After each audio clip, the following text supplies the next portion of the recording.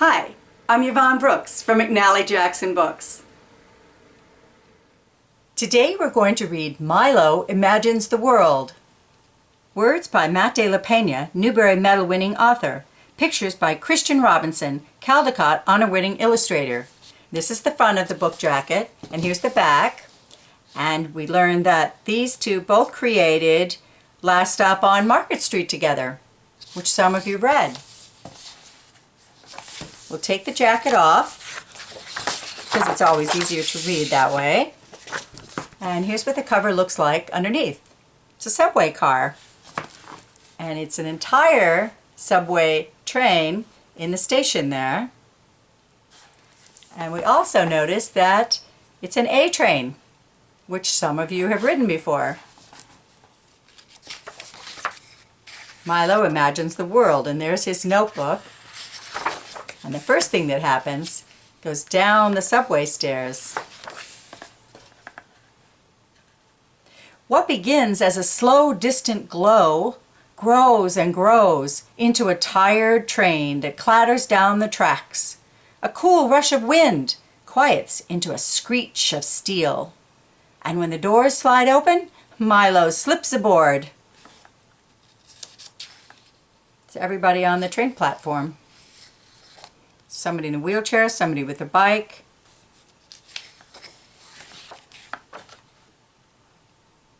The train bucks back into motion as he and his sister squeeze onto bench seats. The whiskered man beside Milo has a face of concentration. A businessman has a blank, lonely face.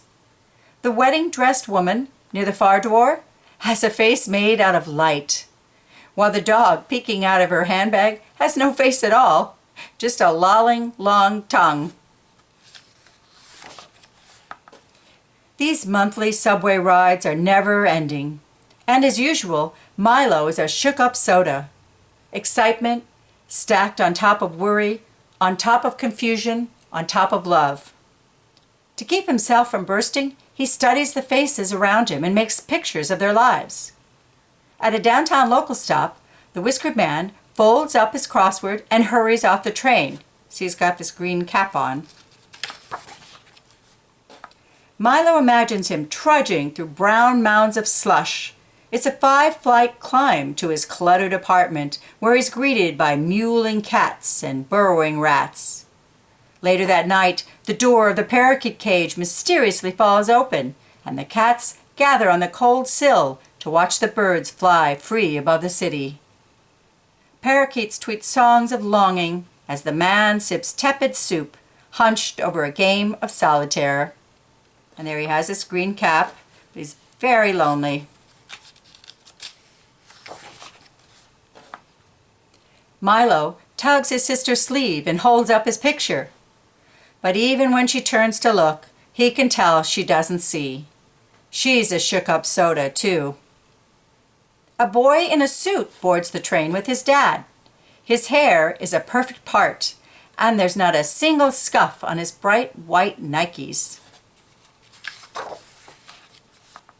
Milo imagines his life and hears the clip, clip, clop, clop, clop of the horse-drawn carriage that will carry him to the castle.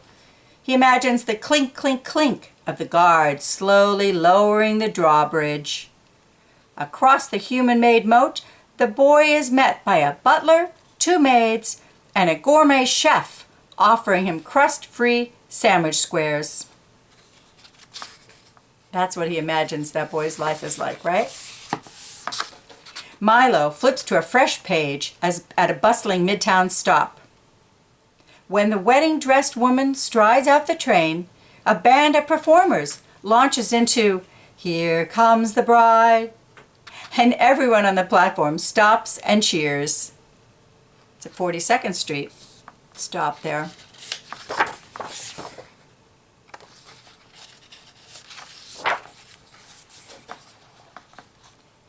Milo imagines the grand cathedral ceremony where the couple will be pronounced husband and wife.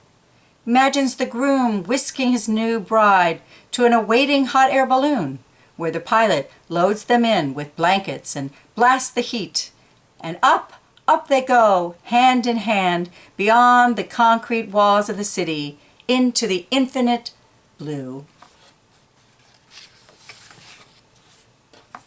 Milo holds up this picture too, but his sister shoos him away. "Can't you see I'm playing my game?"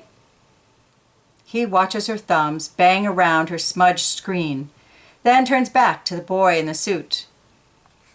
They lock eyes for a few seconds, and suddenly it feels like the walls are closing in around Milo. The spell is broken when a crew of breakers, or breakdancers, bounce onto the train, announcing, "Y'all ready for a show?" Several curious faces look up as the beat drops. And now the girls are walking up walls, they're whirling around poles, they're backflipping over shopping bags. When the train pulls into the next stop, they collect a few dollars and scramble for another car.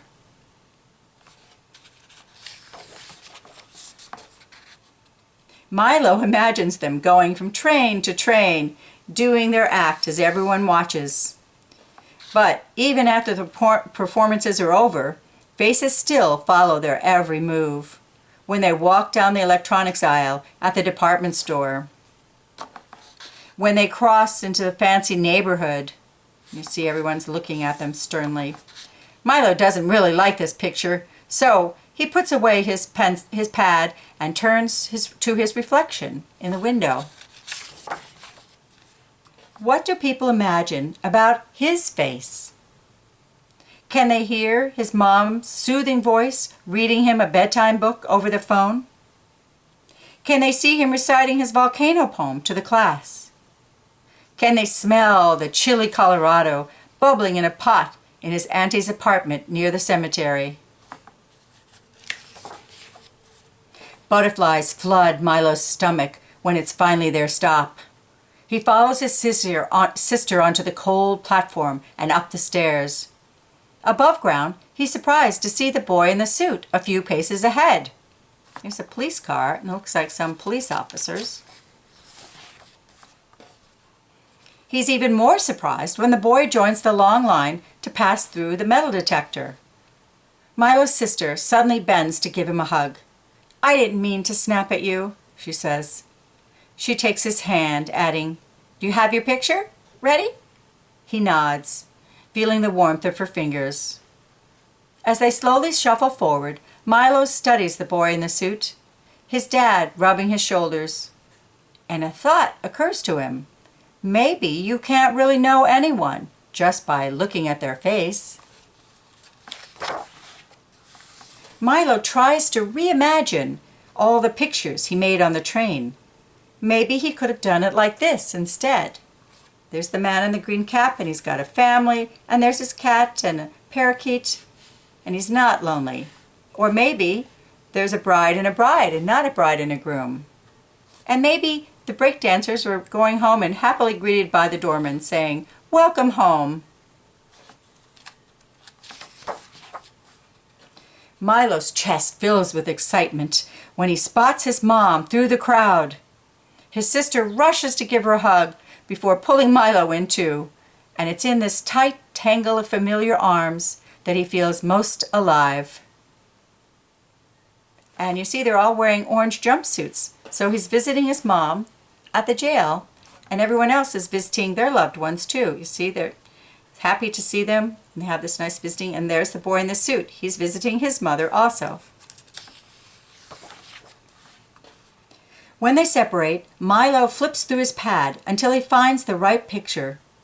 "I made this for you," he says, holding it up, and as he watches for the smile he hopes will spread across his mom's face. And there's the picture, and you see this plant and a cat, nice little fence and a tree, and there, sitting on the stoop of the building, is his sister, Milo, and his mother, and they're all eating ice cream cones. The end. Hope you enjoyed Milo Imagines the World.